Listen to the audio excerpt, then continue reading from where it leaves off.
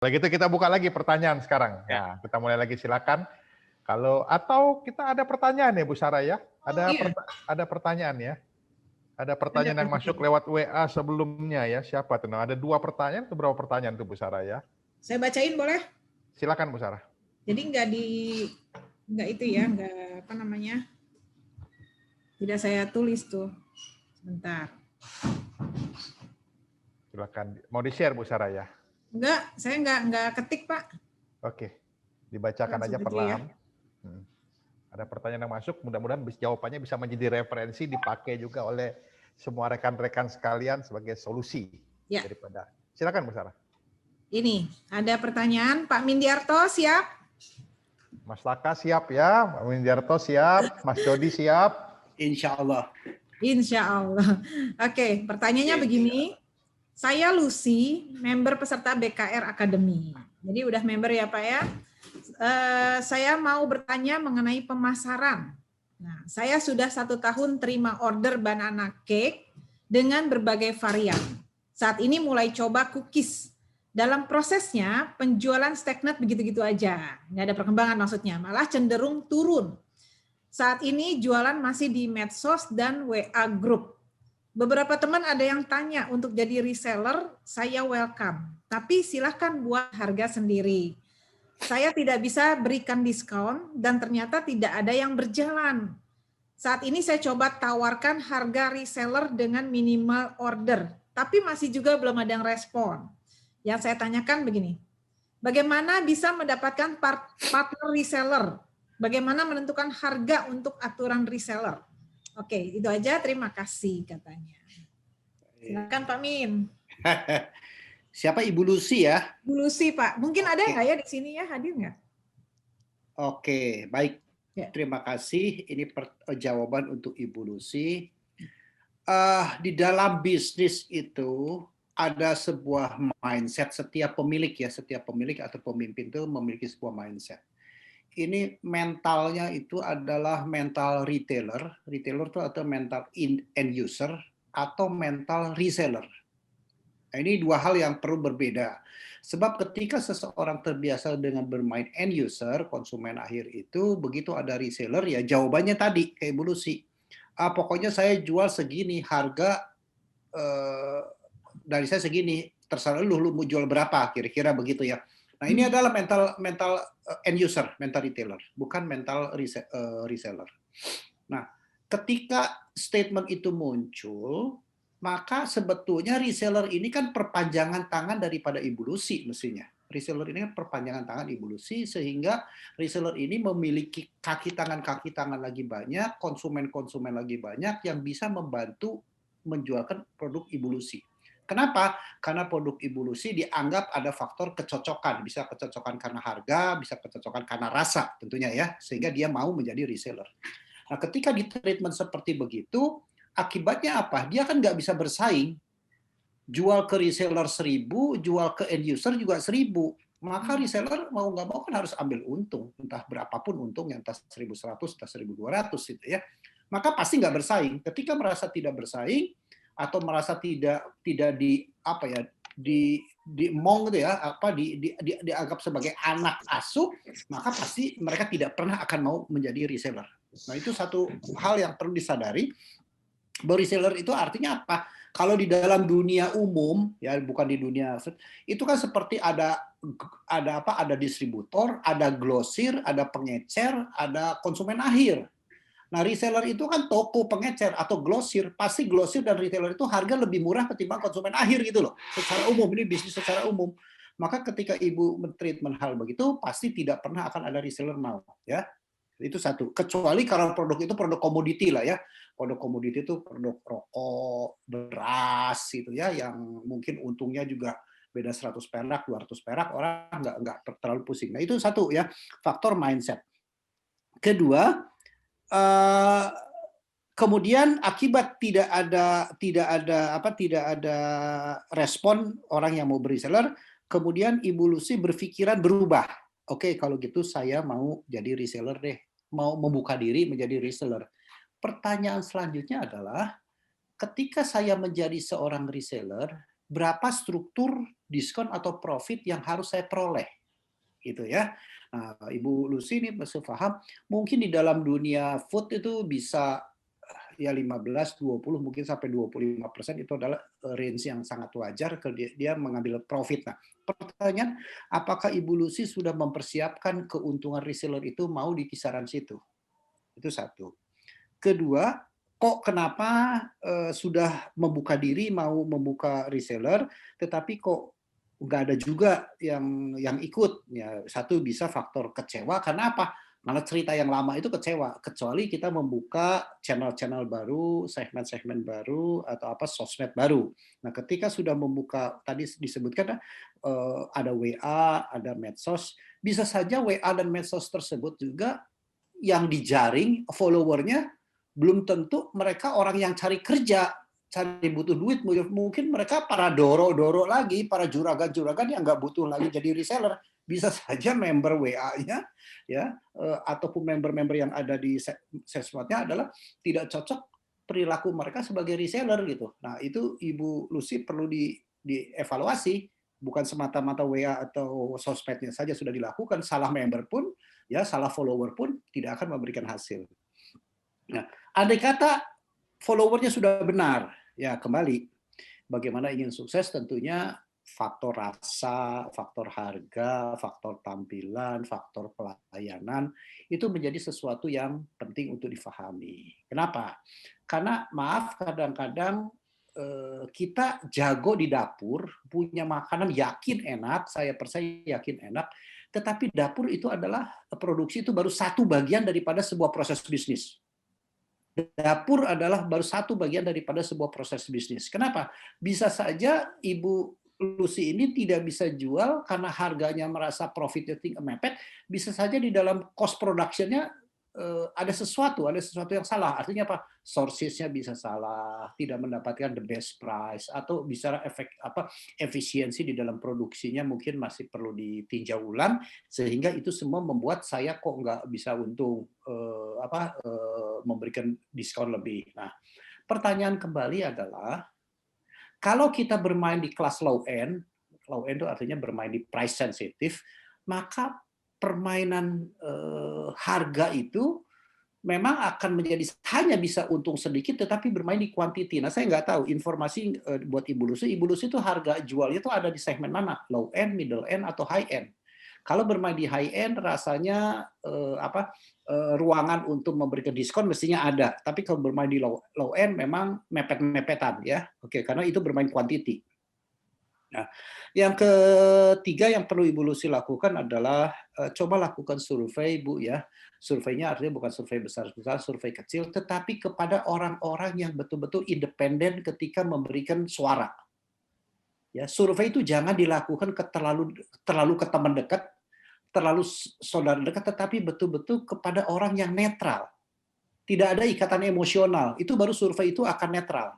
Sebab kalau survei itu ke teman, bilang mahal, ya mungkin kemudian menjadi downgrade, ya oke lah, nggak terlalu mahal. Kan begitu. Kurang enak dibilangnya ya lumayan, enak. Karena apa? Ya kawan itu loh. Jadi suara responden itu tidak menjadi netral. Jadi ingin melakukan survei, lakukan kepada orang-orang yang netral. Jadi ketika ngomong nggak enak, berani ngomong nggak enak. Ketika ngomong mahal, berani ngomong mahal. Ketika terlalu asin, berani ngomong terlalu asin. Jadi nggak ada lip service di situ, ya. Nah, itu buat Ibu Lucy. Nah, kemudian kaitan dengan kembali ke reseller, coba Ibu pelajari term condition-nya, ya. Satu, selain komunitas tadi, komunitasnya apakah cocok nggak, ya, walaupun sudah sosmed. Kedua, kemudian term and condition itu begini loh. Selisih harga menjadi orang tertarik nggak untuk membantu. Karena kalau terlalu kecil selisih harga pun orang nggak tertarik untuk membantu. Ngapain lah saya capek-capek begini, untung cuma segini gitu, ya. Contoh kayak gitu. Kemudian kembali Ibu menerapkan ada minimum drop size. Nah, apakah minimum drop size atau minimum order lah, ya, dalam bahasa pasar itu minimum drop size, minimum pesan. Apakah ini menjadi berat nggak dari kacamata reseller? Jangan dari kacamata kita sebagai supplier. Kalau kacamata supplier pasti semua akan bagus-bagus semua. Karena biasanya tolok ukur penjual dengan pembeli kan agak bertolak belakang gitu. penjual bilang enak, pembeli bilang belum tentu enak. Penjual bilang murah, pembeli belum tentu bilang murah, gitu ya. Oke. Nah, maka minimum drop size-nya itu apakah entah 5, entah 6, entah 10, entah 20 pun itu adalah harus dikaji apakah betul ini apa ya? Wajar itu. Saya tidak mengatakan ringan, wajar. Apalagi kalau produk makanan, karena ketika dia membeli putus, ada faktor resiko. Gimana kalau nggak habis? Gitu ya. Nah, ini pertimbangan-pertimbangan yang Ibu Lucy perlu pahami. Kemudian tadi saya bilang more or less marginnya di 20%, saya anggap sebagai wajar. Kecuali kalau produknya itu adalah kacang goreng ya, sangat laku gitu ya. Sebentar-bentar udah minta PO ya mungkin sampai ke 15% orang mau berbalik situ. Ya, kemudian benefit reseller apa dalam hal short term dan long term-nya. Jangan sampai kadang-kadang banyak sekali karena kita mentalnya adalah bukan mental pebisnis, tapi mental pedagang gitu ya. Pedagang kan apa aja jadi asal jadi duit gua garap. Tapi kalau pebisnis kan mentalnya ada faktor long term. Ya, bagaimana mempertahankan pelanggan. Itu menjadi penting. Jangan sampai kita sebagai orang produksi yang ada di hulu itu bersaing dengan reseller. Jadi kita harus proteksi reseller agar mereka hidup. Mungkin itu sementara Bu Lucy yang bisa saya coba sharing. Oke, luar biasa Pak Min. Jadi sangat jelas tadi ya, tidak perlu ditambah, tidak perlu diimbuhkan lagi. Semua pertanyaan dari dibahas oleh Pak Mindiarto, apalagi tadi terkait medsos, sudah medsos dan WA Group tadi dibahas Pak Mindiarto, dan juga sudah sejauh mana yang dimaksud dengan medsos oleh Bu Lucy. Ini juga penting nih, karena tadi Bu Sarah udah lihat presentasi, mungkin Bu Lucy bisa lihat apakah ini maksud medsos itu asal posting saja ya. Nah, itu jadi pertanyaan juga. Oke, saya pikir sudah cukup jelas itu jawaban. Mungkin sebagai tambahan aja, Bu Lucy ya copy paste Bu Sarah punya kompetensi aja. Beliau tuh Ibu Sarah tuh kan kelompok kolonial tapi rasanya rasa milenial gitu loh. Kan begitu, ngerti Facebook, ngerti IG sampai dalam itu kan usia milenial tapi rasa kok usia kolonial tapi rasa milenial lah. Iya dong Mas Jody aja milenial loh Mas Jody. Sarah bukan kolonial lah. Kolonial. Oke. Itu tadi pertanyaan saya, Pak. Ya, silakan. Ya. Oh, Ibu ini Bu Lucy. Lucy ya. Ya. Oke. Ya, makasih untuk penjelasan dari Bu Sarah sama Pak Min. Ya. Saya rasa itu sudah sangat menjawab apa yang menjadi kegelisahan saya. Karena emang dari awal saya nggak bermaksud untuk berbisnis, saya cuma iseng waktu itu, dan ternyata saya nggak bisa berhenti gitu. Bagus. Akhirnya makin kesini pas sepi saya malah jadi bingung. Jadi mungkin apa yang sudah dipaparkan Bu Sarah sama Pak Min bisa saya aplikasikan dulu. Sejauh mana nanti mungkin saya bisa sharing secara pribadi dengan Pak Min atau Bu Sarah melalui WA. Monggo. Silakan. Siap. Ya, Bu Lucy. Itu makanannya apa Bu ya? Saya banana cake, Pak. Banana. Mungkin hampir mirip-mirip lah dengan produksi dari Bu Sarah juga. Ya. Cuman saya lebih ke yang cake gitu. Oke. Satu lagi Pak, pertanyaan. Jadi di perumahan saya kan banyak nih yang jualan. Banyak mungkin varian yang mungkin hampir sama. Buat saya pribadi, kalau saya menyamai produk-produk mereka itu ada apa ya? Kasihan nanti saya nutup usaha orang gitu.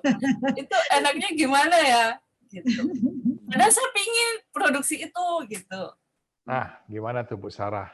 Jadi ada rasa gak enak sama tetangga lah, kira-kira gitu, karena dekat gitu kan.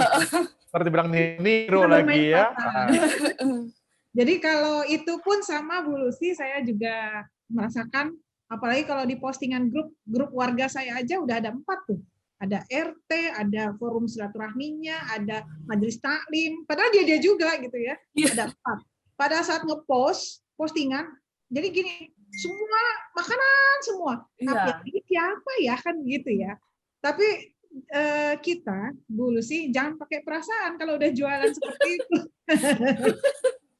Kalau saya tetap tetap jualan posting aja, karena setiap tangan kita, resep kita itu kan akan berbeda. Apalagi Bu Lucy punya khasnya. Kalau saya nih contohnya misalnya saya jualan banana nuggetnya pisang goreng lah, katakan ya, yang paling umum ya. Pisang goreng, banyak yang jualan pisang goreng ini itu, tapi saya bikin pisang goreng rasanya berbeda. Karena apa? Saya pakai vanilla larum, saya pakai kayu manis ya, bubuk kayu manis. Jadi pada saat mereka mencoba pisang goreng saya itu berbeda gitu loh. Banyak yang jualan pisang goreng, jadi kita memang utamakan punya khasnya, Bu.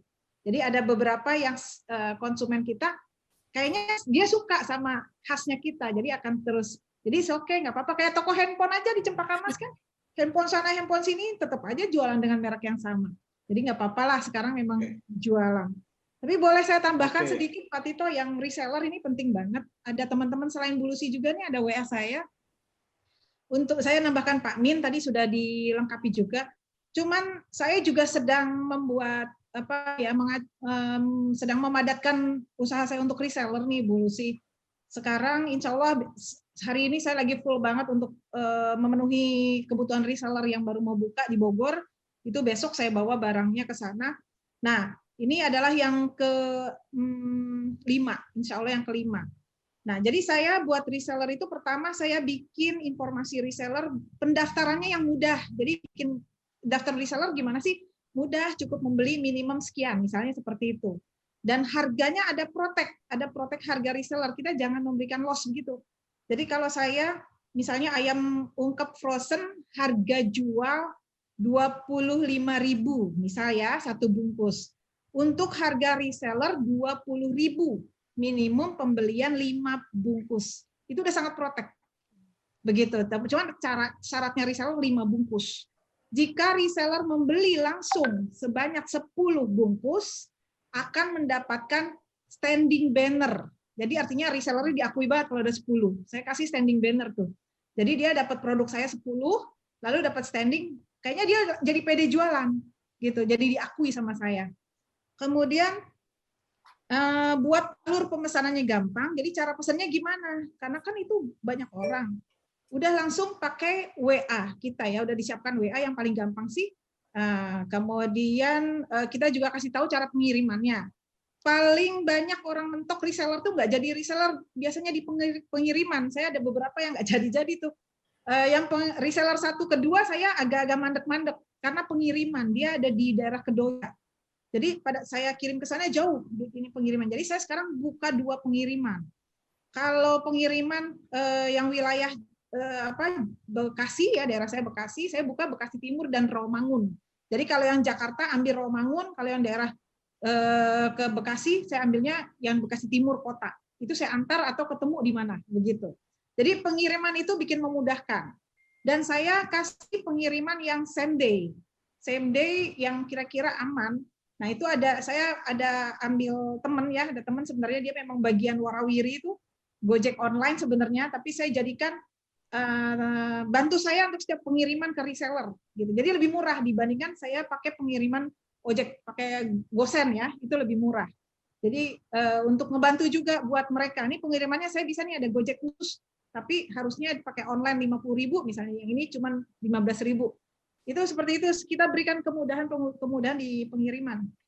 Lalu setiap review, Bu, 2 minggu sekali kita kasih edukasi. Kalau dulu banana nugget saya, itu saya kasih cara nopping itu 2 minggu sekali. Kalau sekarang ayam itu saya kasih tahu cara, saya sering lihat gimana cara penyimpanan di frozennya gitu. Atau pada saat membuka, jadi saya kasih tahu cara memakainya. Kalau ngebuka digunting, karena saya kan ada serundeng, ada sambalnya. Itu sambalnya suka jadi beku gitu loh. Itu ada kelemahan sih. Nah, setiap edukasi kelemahan itu saya perbaiki gimana caranya kayak gitu. Kalau nggak ada edukasi, nggak ada review tiap 2 bulan, 2 minggu. Jadi kasihan reseller kita berjalan yang nggak tahu produknya. Jadi kan yang tahu produk kan kita. Terus tadi lagi permudah juga reseller dapatin informasi, Bu. Ibu harus banyak info produk Ibu di sosmednya, gitu ya. Kalau sosmed kita kering, sepi, nggak ada, makanya tadi saya bilang kalau banyak sosmed yang udah jalan, untuk jadi reseller enak, dia nyaman, gitu. Jadi kalau nggak ada informasinya, ini produk apaan sih, gimana ya caranya, kok masalahnya ini nih, itu. Jadi masalah, atau untuk memasarkannya dia bingung, gitu, cara ngomongnya. Jadi ada copywriting dari kita, guidance kita. Nah, dia pakai informasi dari kita. Itu sih Pak Tito yang paling penting. Oke. Oh ya, sama satu lagi nih, saya jadi agak semangat karena reseller lagi jalanin sih kali ya. Saya bikin kompetisi untuk reseller, Bu. Jadi kompetisi itu memacu dia jualan. Misalnya begini, dalam 1 bulan reseller bisa membeli ayam ungkepnya 300 bungkus misalnya. Kalau saya kasihnya segitu ya. Membeli sampai 300 bungkus, saya berikan hadiah workpen anti lengket, jadi workpen yang dari granit. Saya beranikan itu untuk pertama. Untung nggak buat kita? Belum, saya belum untung. Tapi dia akan memacu dan dia akan nyari orang untuk jadi reseller lagi. Terus akan jadi banyak gitu. Karena dia akan jadi, jualin kan seperti itu. Karena harganya jauh dari saya kan, 85 sampai 100. Reseller 85, saya jual 130. Dia masih bisa, kalau saya jual 100 masih ada untung lagi 30. Makanya harus ada jeda itu. Kita bisa protect ke harga itu. Dia nggak akan jual harga sama kita. Gitu. Maksudnya sampai 130 itu kan dia bisa main di situ. Kalau kita di-loss-kan aja dia bingung mainnya. Mendingan kita kasih range-nya. Lu harga reseller 85, saya jual 130. Ya tinggal mainkan lah gitu. Jadi dia bisa nyari reseller lagi. Seperti itu. Bu Lucy, mungkin ya bisa sama. Ya saya juga masih mempelajari, yang mudah-mudahan sama jalan lah. Ya, Pak Tito, mungkin secara umum saya boleh share slideshow. Silakan. Silakan Pak Min, kan udah co-host itu, silakan. Secara umum ya, berkaitan dengan servis nih, Bu Lucy. Berkaitan dengan servis, coba. Silakan Pak Min. Oke, sebentar. Oke. Ini. Ini mungkin ini ya. Coba saya share yang ini. Dibesarkan di slideshow aja Pak Min. Ya. Oke. Nah, ini riset nih, bukan kata Mindiarto semata-mata, bahwa yang disebut dengan menjual atau bisnis itu ada 6 poin penting untuk memberikan online customer service. Ya, jadi customer service yang sifatnya adalah menggunakan online. Satu yang perlu kita pahami bersama, menyelesaikan masalah secara cepat. Jadi nggak ada lagi budaya Jawa alon-alon asal kelakon. Ini mesti dikubur dah. Budaya alon-alon asal kelakon ini mesti dikubur. Jadi begitu dia ada masalah, masuk ke dalam kita punya toko online, anggap begitu ya, atau apapun tadi, maka hitungan detik, jadi bukan lagi hitungan 1 kali 24 jam, 7 kali. Saat itu dia ngeklik, ada komplain, ada problem, ada pesanan, hitungan detik harus ada feedback. Hitungan detik perlu ada feedback. Jadi artinya permasalahan secara cepat. Kedua, menyelesaikan masalah itu 1 kali interaksi. Jadi jangan sekarang interaksi, nanti ya coba saya akan pelajari dulu, besok lusa saya baru kasih kabar. Nah itu udah nggak zaman dalam dunia online tuh. Hari ini interaksi, in the same day problem itu selesai. Ya tentunya karena dianggap rumahan itu sebuah problem yang tidak sejelimet ketika kita bicara tentang seluler. Kalau seluler, kenapa saya roaming terus? Kenapa saya kok internetnya jelek? Ya artinya itu panjang, bisa 2 hari, 3 hari, 4 hari, atau apalagi kalau providernya harus bikin BTS itu ya, bisa 6 bulan baru selesai. Tapi kalau bisnis rumahan, artinya tinggal bermain, kita modalnya adalah modal cepat aja, modal mahal. Oke Bu, akibat barang yang saya kirim adalah anggaplah ada semut 1 biji, anggaplah ya ini komplain. Baik Bu, saya akan kasih komplimen penggantinya hari ini saya kirim. Titik gitu. Jadi hari itu beres sudah. Udah nggak usah pakai hitung kalkulasi untung nggak rugi nggak gitu loh. Karena suara konsumen kecewa itu nilainya tuh udah terlalu mahal. Terlalu mahal. Bisa-bisa hilang dan ngomong lagi ke teman-teman yang lain. Jangan beli ke Ibu Lucy nggak higienis, saya pernah beli kok ada semut. Itu ceritanya mulutnya lebar dah, udah doer abis dah Bu. Ya. Ketiga, interaksi dengan customer service yang ramah. Artinya ilmu customer service tuh ada sebuah keilmuan. Enggak sembarang sih Mbak tolong itu angkatin tuh WA, Mbak tolong jawabin itu WA itu loh. Enggak bisa lah. Itu ada ilmu sendiri bagaimana nyapa. Minimum orang komplain, orang komplain. Minimum tuh problemnya nggak selesai, tapi komplainnya sudah turun dulu dah. Ngamuknya udah turun dulu minimum. Marahnya tuh sudah di downgrade dulu minimum. Ya, oke. Ya itu yang perlu difahami. Yang keempat adalah mampu menindaklanjuti permasalahan yang dihadapi dengan representasi orang yang sama. Kalau dia ada problem lagi, orang ini yang dicari. Dulu dengan siapa? Dulu dengan si Siti. Giliran cari nama Siti, oh Siti nggak ada, udah keluar. Oh diganti sama si Soto gitu. Udah pusing dah, ruwet dah. Oke. Yang kelima, seperti ibu bapak semua ketika ke rumah sakit ke dokter, kan ada medical record card ya. Oh tanggal sekian pernah ke sini, sakit apa, keluhannya apa, di terapi apa, dikasih obat apa, terus kalau suruh general check up apa. Jadi dokter datang tuh kan sudah tahu recordnya. Pasien ini pernah apa, sakit apa, kapan. Nah sama ya dengan customer juga kita punya rekam mencetak. Jadi ibu ini pada tanggal sekian pernah ada komplain ini, ada catatannya. Oke, ya namanya customer record card lah. Oke. Ya sesederhana lah, pakai apapun terserah. Kemudian menindaklanjuti dan memastikan bahwa pelanggan itu puas. Jadi ketika kita problem solving itu betul-betul the real solve. Ya, the real solve artinya merasa happy bahwa problem saya sudah ditanggapi. Mungkin ini yang di-sharing lah berkaitan dengan 6 pillar of customer service untuk di dunia online. Walaupun materinya ini cukup banyak. Customer service itu dua hari kalau saya ngajar.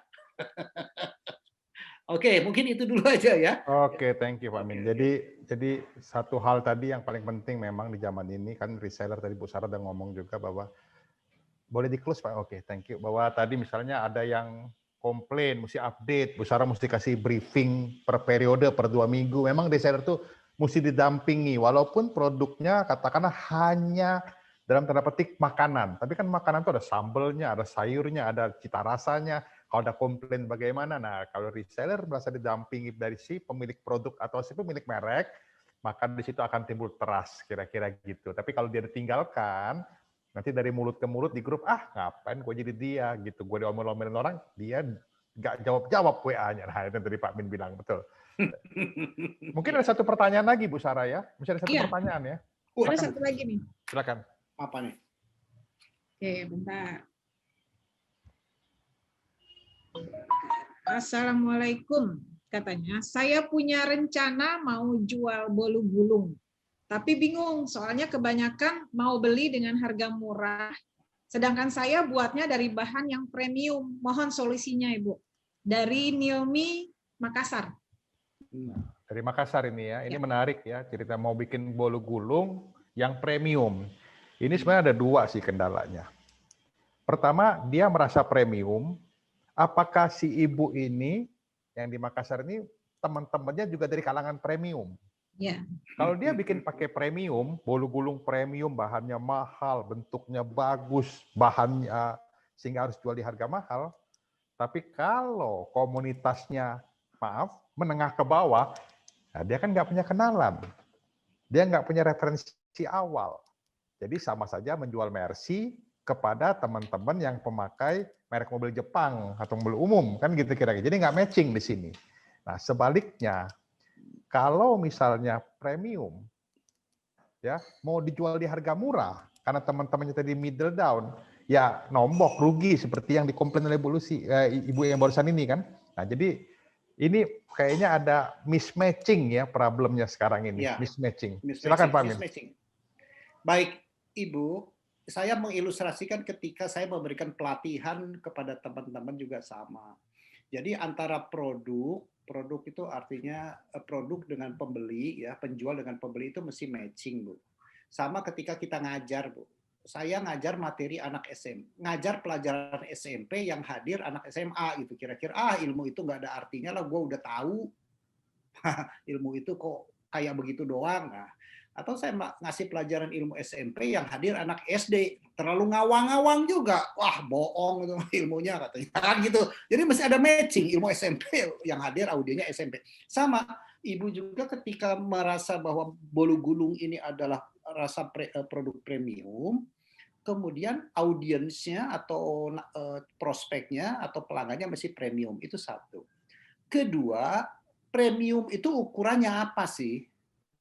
Kalau ukurannya harga, juga nggak tepat kalau hanya ukurannya harga. Ukuran premium itu kan ada komponen satu harga, kedua rasa, ketiga tampilan, ya keempat konsumen.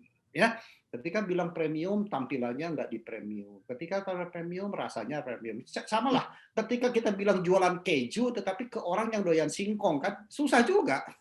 Mau bilang apa gitu. Nah ini Bu Nilmi, mohon dipelajari bulu gulung ini rasa premium tuh apa sih bedanya?